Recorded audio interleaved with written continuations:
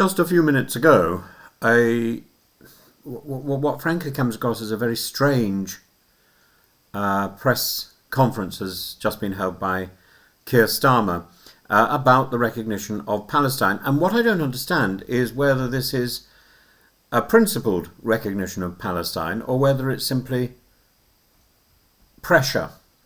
So Keir Starmer has announced the United Kingdom will recognise the state of Palestine at the United Nations General Assembly in September, unless the Israeli government takes immediate and essential steps to end the crisis in Gaza, halt annexation and commit to a sustainable peace process. It's a dramatic shift in tone, but it's also deeply ambiguous. Is this a principled stance for Palestinian sovereignty or some sort of threat, a diplomatic lever to press Israel into compliance? The conditions laid out by Downing Street include a ceasefire, an end to starvation in Gaza, the admission of aid trucks, at least 500 per day, a halt to annexation in the West Bank, and an Israeli commitment to the two-state process. So in the end, we are going to recognise Palestine. If these are not met, Britain will act. But until then, recognition is suspended in mid-air, contingent, negotiable and delayed. It just seems very confused. The first question we must ask is recognition of Palestine now a threat? Recognition of statehood is not traditionally a sanction, it's not a punishment, nor is it a tool to provoke compliance. Yet in Starmer's formulation, Palestinian recognition appears to be precisely that, a diplomatic weapon wielded conditionally. He says this is the moment of maximum impact, but impact on whom? On the Palestinians or on Netanyahu's war cabinet? If Israel makes small concessions, allows a trickle of aid, refrains from annexing this week, will Britain then delay again? In that case, recognition is no longer about Palestinian rights. It becomes a function of Israeli policy. And that's surely a category mistake. Second, there's the issue of moral equivalence and conditionality. Starmer rightly states that there is no equivalence between Hamas and Israel, yet he also says Palestinian statehood is conditional not just on Israeli action, but on Hamas disarming, releasing hostages and relinquishing all political involvement in Gaza. This is puzzling. Hamas, for all its brutality, is not the government of the Palestinian Authority. It doesn't control the West Bank. Its political standing is separate from the question of international recognition, and demanding Hamas's surrender as a prerequisite for recognising the legitimate right of Palestinians to self-determination conflates terrorist demobilisation with national legitimacy.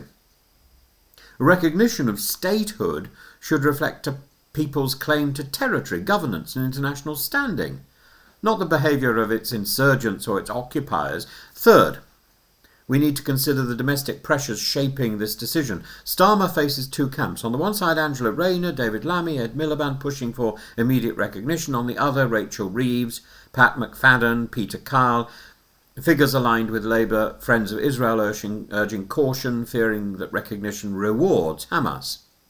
And Starmer split the difference. The policy is recognition if, not recognition because. But this middle road risks pleasing no one. It risks moral incoherence. It places Britain in a position of making Palestinian sovereignty conditional on Israeli restraint. It also risks undermining international unity. France, Ireland, Spain, all have already recognised the state of Palestine. For Britain to dither suggests a lack of conviction, or worse, the illusion of movement without change. Recognition is not a panacea. It doesn't end the war. It doesn't build a state. It doesn't fill Gaza's shelves or heal its wounds, but it does offer something vital: dignity, structure and legal standing.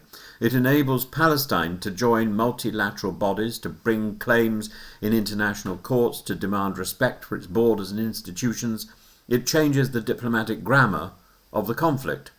To say we will recognise Palestine only if Israel behaves is to say that Palestinian dignity is hostage to Israeli decisions.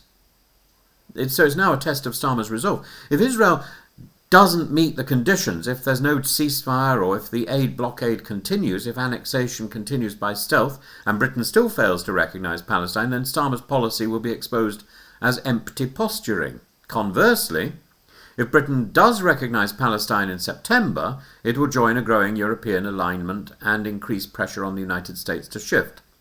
Even Donald Trump, in his own transactional way, has said he doesn't oppose it. Recognition will not end the war, but delay, prevarication and conditionality make it harder to build a credible peace. So let's return to the essential question. Is Palestinian statehood a right or a reward? If it's a right, grounded in international law, in the principle of self-determination, in the moral vision of a two-state solution, then Britain should act now, regardless of Israeli or Hamas compliance. But if it's a reward, dangled as a diplomatic incentive, then we have to ask, what kind of justice waits for perfect conditions before declaring itself? The suffering in Gaza is not hypothetical, it's present, it's grotesque. And it should not be met with diplomatic theatre or semantic hedging. Recognition is the beginning of serious diplomacy. It's not the end, it's not a threat, and it mustn't be turned into one. Britain must be honest. If we support the two-state solution, we must say so with our voice and with our vote in September.